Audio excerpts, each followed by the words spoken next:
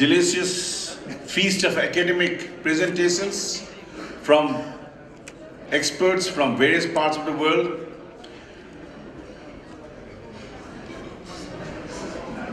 We would like to start the oration with the Big Bang, and that is our scientific session with the Big Bang, with the oration from our UICC President Sanchez. But before that, this oration is honored. Yes, thank you very much. This oration in his honor, and we have his son, Professor Sunil Sharma, who is an eminent surgeon, and he's also a medical director of Medicity, right here. Professor Late Sharma is known to all Nepalese, foreign peoples, and delegates also. He was a very prominent person who fought for cancer, who was a teacher for most of us. In this honor oration, I'd like to ask Dr. Rajendra Barra, who is himself a very eminent oncologist, been doing oncology service for a long time and saved a lot of lives. He's a consultant oncologist in our October Cancer Hospital. He's the president of many foundations, associations. He's a visiting professor of a Graduate School of Cancer Science and Policy, National Cancer Center, South Korea. He has been a board member of Nepal Cancer Society and a prominent member of most of the cancer associations. I would like to request him to introduce Professor Anjani Kumar Sharma. With that, Dr. Barra, could I request you to?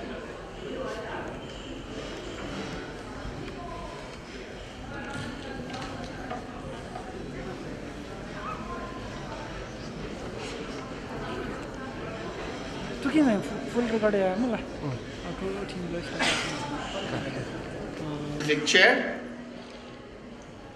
Once again, welcome post-Haiti session to this beautiful oration program. For me and for all organizing committee, this is the most important session for all of us. I'm just introducing late Professor A.K. Sharma. On his name, this oration has been established, and the speaker for this oration is none other than Professor Sanchia Arenda, President UICC. Birth 7th June 1928, demise 7th October 2014. Let us begin from his journey. He was born in the Tarai region of Nepal, namely Bhalwai, Shiraha district. He was grown up in rural Nepal, where there was very little poor access to the health care. Because of this, he lost his mother at the age of 8. Following her death, he was inspired to become a medical doctor.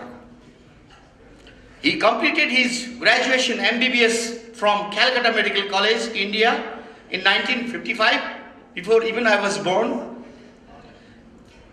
Done his fellowship of the Royal College of Surgery from FRCS from UK.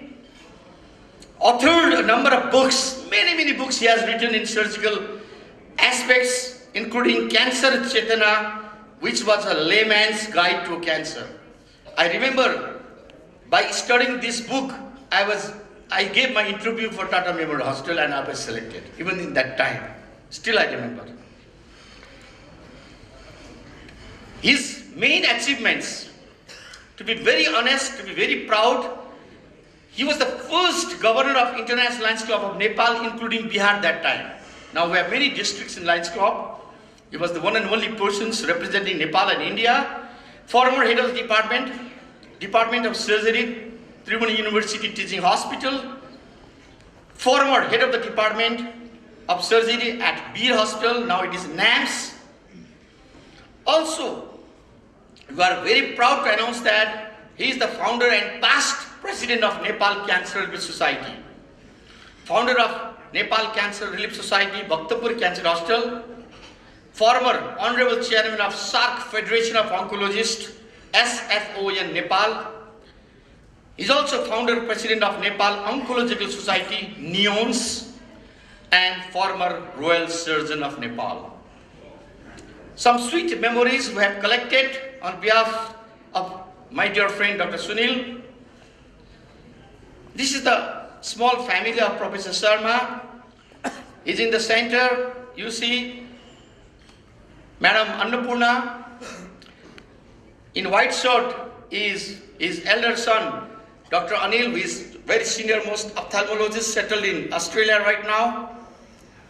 Then coming his daughter, Dr. Anita, Professor Sharma, Madam Annapurna, and very eminent surgeons, surgical oncologists of Nepal, Professor Dr. Sunil Sharma. Here is he and his daughter-in-law. Dr. Sunil, can I recognize you? Can you stand up? He is the second son of Professor Sharma. He himself is he was always in the jolly mood and very good behavior. Some few criteria, some few selective photographs we have collected. Once we did fashion show competition, I ramped with patient survivors and he ramped with beautiful ladies. I was jealous that time, sir. This was many years back in association with Rotary Club of Bagmati and Nepal Cancer Society. As a royal surgeon, he also brought royal families to the Bhaktapur Cancer for some small surgeries, big surgeries. He is in the backside after the former king. No doubt, he is the leader of anti-tobacco campaign in Nepal. Right now, our national advisor Devagati said, in 2022, we are going to make Nepal tobacco-free country. This is our motto. So if you see properly, he's in behind, and we collected all the cigarettes. That time, this health minister, current health minister was there, Sarath ji, and many of the HRS dignitaries. And that time, World No Tobacco Day. Josh, you should be seeing that. This is just his latest photograph at 30th anniversary of Nepal Cancer Relief Society. His contribution in medical field of Nepal will forever be treasured. May his soul rest in peace. And our tribute to late Professor A.K. Sharma, whom we proudly address that he is father of oncology of Nepal. Thank you very much.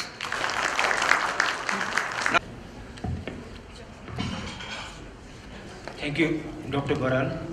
It is my pleasure, ladies and gentlemen, to introduce Professor Sanjay Aranda to this August gathering. She was appointed CEO of Cancer Council Australia in August 2015.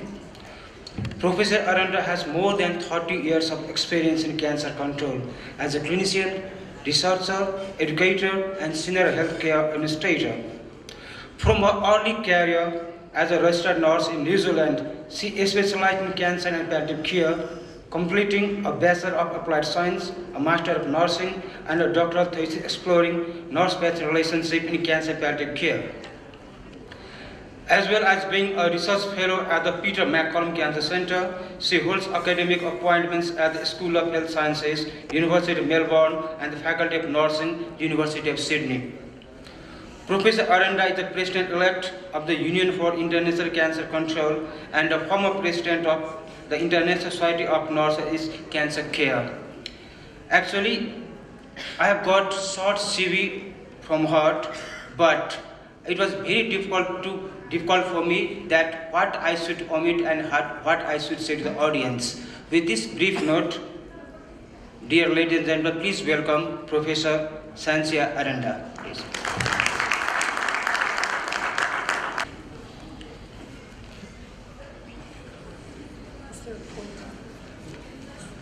It's my pleasure to present this presentation on behalf of UICC. I'd like to start with a special welcome to all the UICC members that are here, and particularly to the 6 travel grant awardees who are listed there.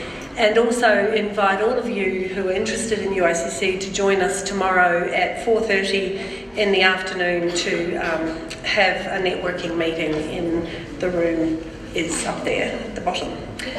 But find one of us tomorrow and we'll take you there.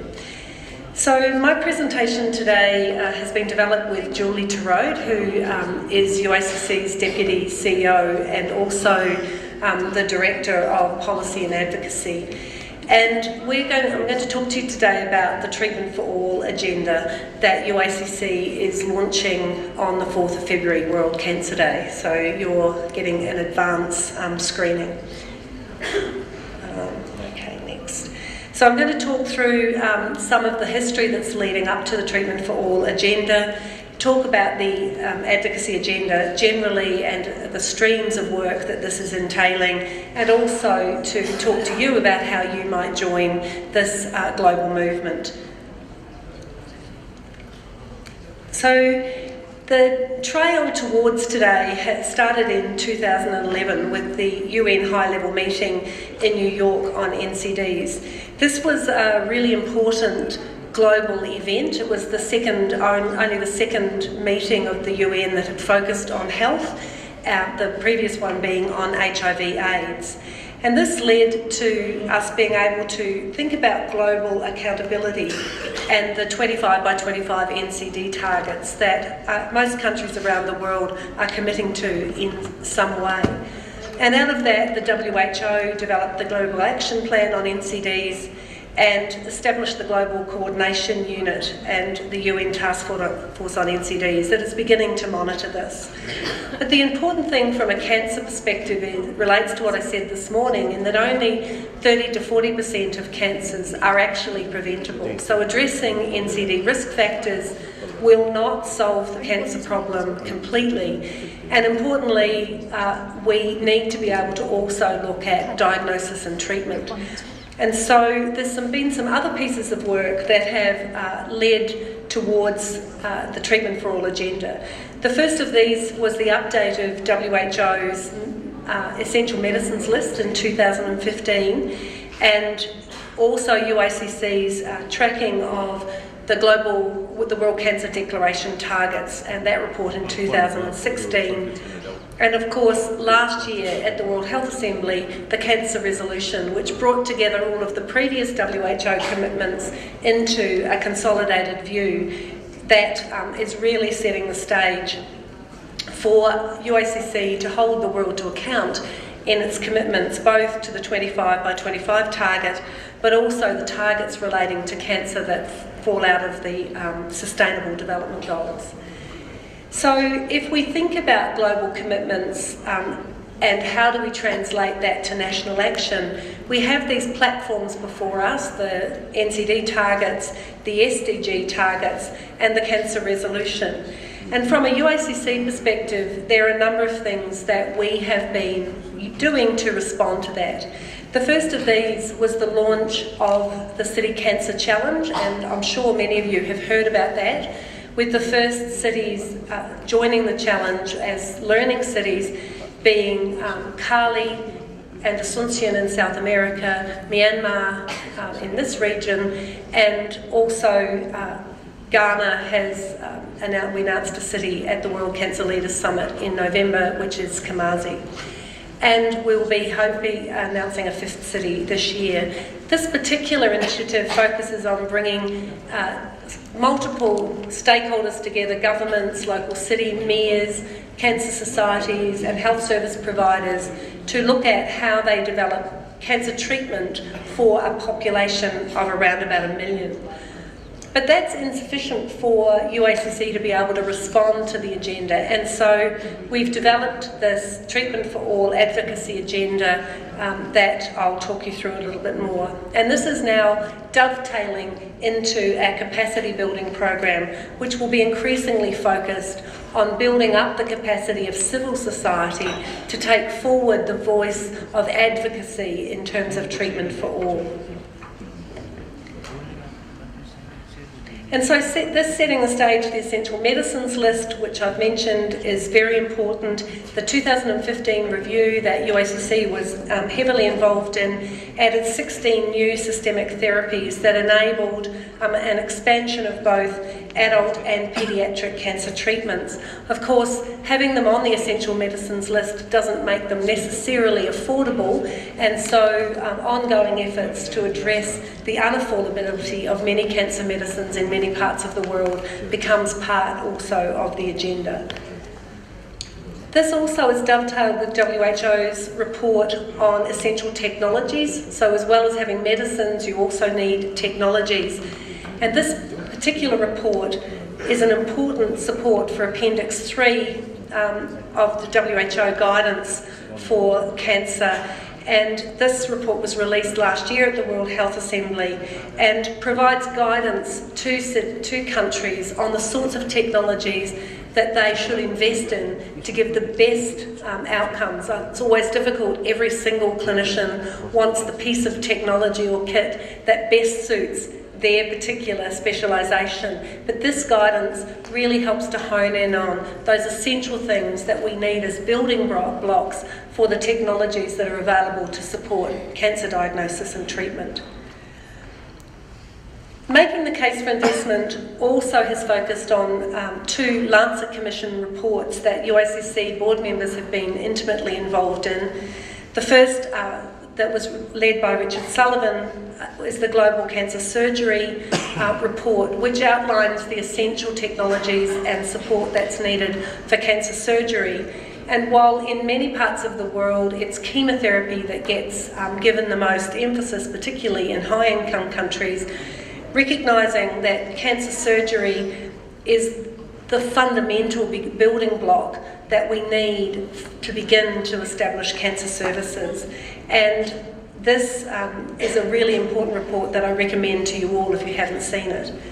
Mary Gospodarovich, the past president of UICC, one before me, also led the Lancet Commission on expanding global access to radiotherapy, and this report also lays out the essential components of treatment that are needed. And these things come together in a piece of work that Anil de Cruz led on behalf of the CCAN project to really put all together the minimum essential requirements that are needed to deliver basic cancer treatment for all. The second thing that UICC has been involved in beyond this was really taking the World Cancer Declaration and asking members to give an update that has been fed into this progress report that was launched last year. This compiles our members' perspectives on national cancer control actions, successes and the remaining challenges across 113 countries. What came out of this report was lots of positive things, but it also expressed urgency in the need for more national action to implement cancer plans that particularly focused on treatment and care. A particular, highlight or tragedy within the report was that radiotherapy access is not sufficiently expanded, that there's hugely variable access to cancer surgery, and that there are many financial as well as legal difficulties in accessing essential medicines and palliative care, and that our members, many of in the non-government sector, work to provide these services and guide patients, but that they require a cause to mobilise around that is common, and we want to begin to build this louder voice about essential access to treatments. So the Treatment for All advocacy campaign that UICC is launching on the 4th of February calls for the international cancer community to address the global equity gap in access to cancer services, and we're quite deliberately talking about this as an equity issue. And these issues are, as I mentioned this morning, both within and between countries, but gives us a particular emphasis on supporting low and middle income countries who are working to improve the provision of information and availability of treatment services for their population.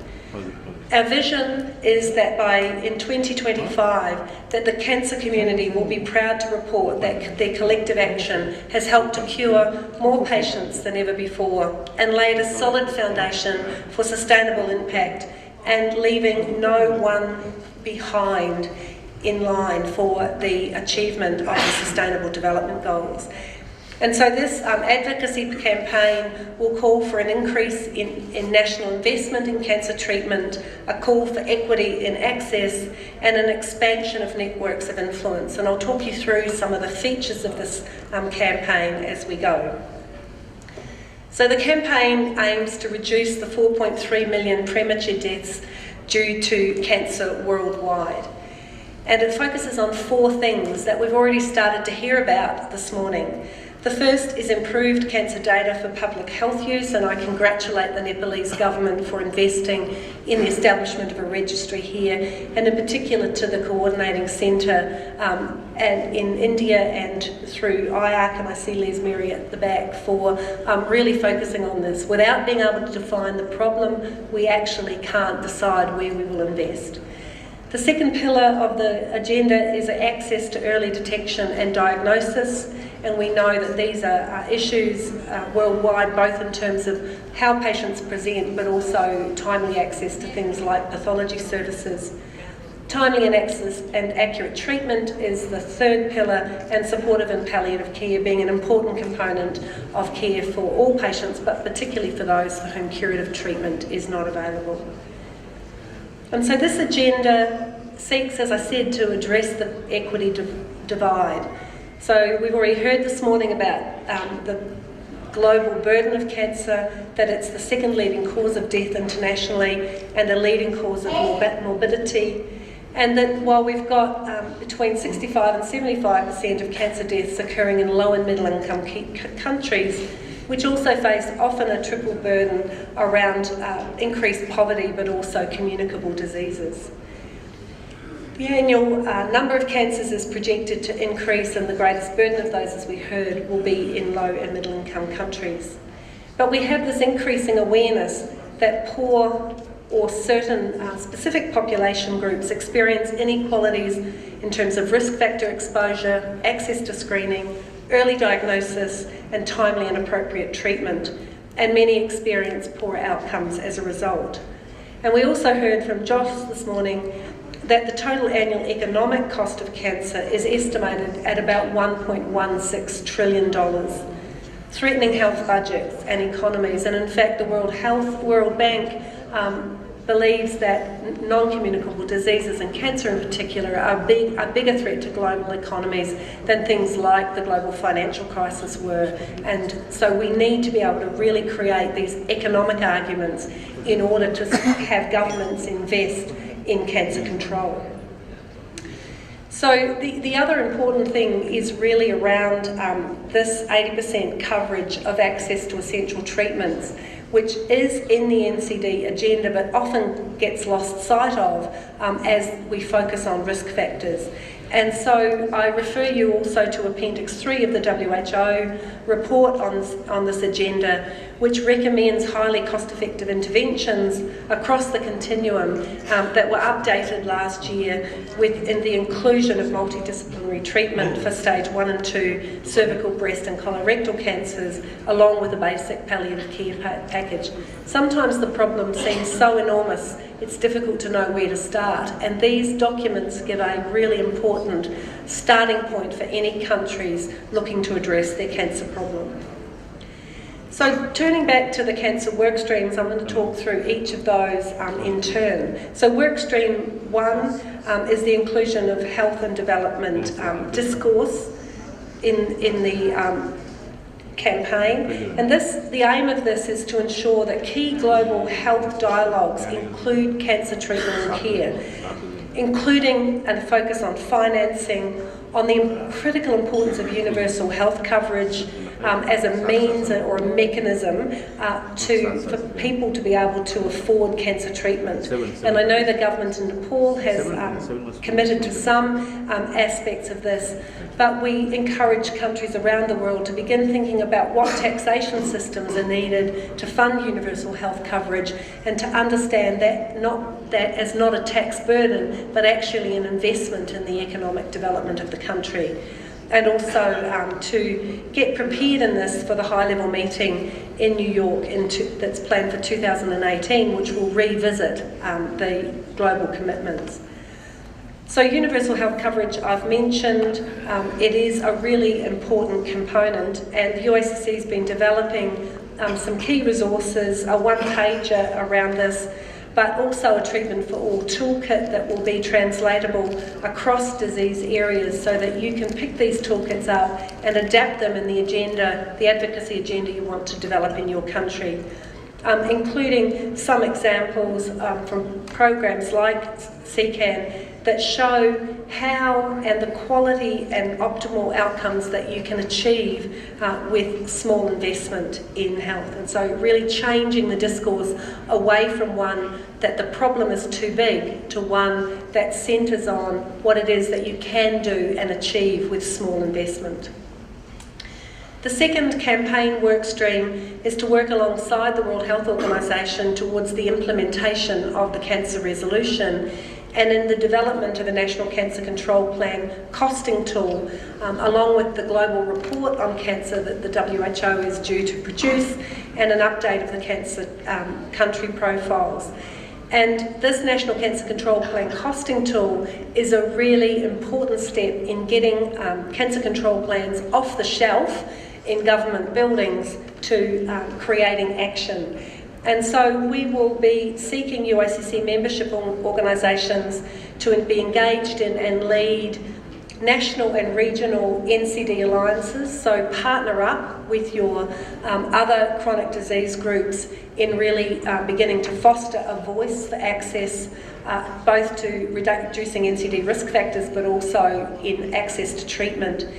And we want UICC member organisations to lead the carrying treatment for all messages to all the WHO and UN consultations, at regional meetings, the economic development platform groups, and at every story we want to create a common message that we're all using in every country, in every region, so that the global voice is magnified, and to be able to increase the response to global commitments that are reflected in those national cancer control plans and NCD tracking mechanisms. And this means that no matter where each country stands or which inequalities each country face, the Treatment for All agenda seeks to capture the importance of addressing all cancers for all ages across all geographies, and in order to improve patient outcomes with cost-effective, timely and quality cancer treatment and care, and to change the biases that currently exist in this access. So on World Cancer Day we will be trying to launch, or will be launching a global activation that really speaks to you about how you can get involved in this advocacy campaign. We want you to provide us with your feedback about how advocacy strategies work in your country. We want you to use the social media toolkit to magnify the Treatment for All story, how it applies in your country, and to highlight where you're being active across all 4 pillars for impact. We're looking for countries with successful programs to commit to mentoring others at an organisational level, so not just looking for those to be mentored but those who want to be mentors, particularly organisation to organisation and particularly across civil society organisation. So we're also looking for contributors to an advisory group for a Treatment for All course that we plan to launch in 2018 to really empower civil society organisations to take forward this campaign. And we're also looking for good materials and contributors to develop a members advisory committee on factors for successful coalition building, because we know from previous experiences that the more you can magnify the voice of advocacy by having multiple people working together to tell the same story, the bigger impact that will have on government decision making. And then the third work stream is to strengthen the knowledge, tools and commitment of civil society, including cancer societies, patient groups and professional groups, to engage with their governments and hold them to account towards a Treatment for All agenda. And this means that of our 1,000 plus members, we will be selecting a pool of 40 countries to get much greater support from UICC. And to get that support, there will be demonstrated government interest in cancer control, but also already the ability for you to work in coalitions and to mobilise the groups that exist in your country. This national activation means that what we're seeking from our members is to complete a local landscaping analysis that looks at the status of your National Cancer Control Plan, the status of where you are with cancer registration, and what allies and stakeholders you already have that you can map to the story. Because the stronger the base commitment that you think you can bring, the more that we can help you to mobilise that. We want you to complete a services landscaping analysis that will look at where you are with early detection, referral pathways, diagnosis services, treatment services and palliative care, so that this can inform the kinds of gaps that will speak to your advocacy agenda. And we also want you to complete an analysis of policy frameworks that will use an understanding of strengths and weaknesses to really highlight how your campaign might be shaped in your country. And then we'll develop and launch a targeted national treatment for all campaign alongside you in trying to foster this voice within your region. And we'll also be holding some discussion fora that will be supported by supplementary materials and expert help desk, particularly focused around health financing, linking you with organisational mentors and using a regional model to connect people together. So across 2018, we will be undertaking a preparatory phase with UICC members in 3 countries. Uganda has just joined this week with being one of the countries that will go forward with the piloting of this campaign. We had commitment from our Mexican colleagues during the World Cancer Leaders Summit in November, and we're looking for a country in Southeast Asia that will be confirmed this month that the team have been working with. And what we're trying to do with this particular phase is to really understand what the value add that UICC Geneva team can bring to establishing this global advocacy agenda, and to check and challenge the course content and to develop the supporting toolkits and materials. And we're really keen to recruit mentorship support through established UICC organisations in the region. And we will launch a virtual course and application process to the first 20 countries at the World Cancer Congress in Kuala Lumpur in 2018. And so we really encourage you to try and get involved. And thinking about how you might prepare to be involved as part of this advocacy agenda, what we hear is that member organisations are comfortable with advocating in the cancer prevention space, but have less experience in finding the advocacy voice for health systems, partly because it's too challenging, but partly seen as too challenging because it's usually asking for a lot more investment. And so we'd ask you to conduct an assessment of your strengths and weaknesses in the policy advocacy space so that that can inform how we might best support you in developing your advocacy voice around treatment. We also know that global progress has been driven by uniting the cancer community behind a clear and simple message for action, and that this message needs to then be taken up at the national level. So what we're trying to do is take what we've been talking about globally right down into national action agenda. And so it's important that you understand your networks and alliances. Do you already work in a coalition? And I see a lot of examples of collaboration in this room already this morning. Understand what's effective about that, how you can improve it, what other networks you might form, and really give some thought to what would amplify your voice, both with your government, but also with other governments within the region. And the foundation of national progress will require policy support to access essential medicines and technologies. And so understanding where you fit against those dynamic tools, laying out what is essential, and really thinking about what civil society has already achieved and how that can be taken forward. So finally, I'd like to encourage you all to join us in Kuala Lumpur for the World Cancer Congress. If you want to know anything about the Congress, Anil De Cruz is the program chair, and Soundri Somasundaran is the host and leader of the host organisation, so we'll all be very happy to talk to you about it. But really think about how you might come to this meeting and gain many of the skills, many of the collaborations and linkages that we've been talking about, and you can find more about it also on the Cancer Congress website. So I just want to end by thanking you for having UICC at this meeting today, and I hope that this information is helpful to you and that you will join UICC in its Treatment for All campaign as we seek to really address this equity gap in access to cancer treatment worldwide. Thank you very much. Thank you, Professor Sanchia. Really, we are honored to have the wonderful audition here. Nepal Cancer Society, Mr. Lokendra Shrestha Issa, to come up on the dais, please.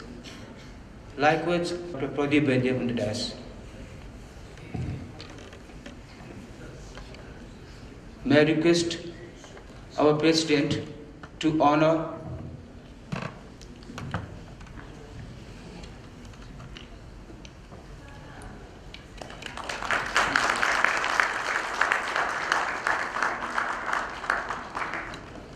Likewise, I would like to request Dr. Baral to honor Sanchia.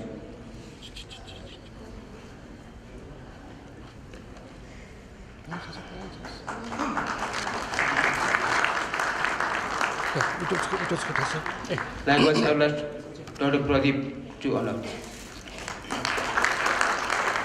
Thank you everybody. Thank you Sanchia once again. The audition has completed.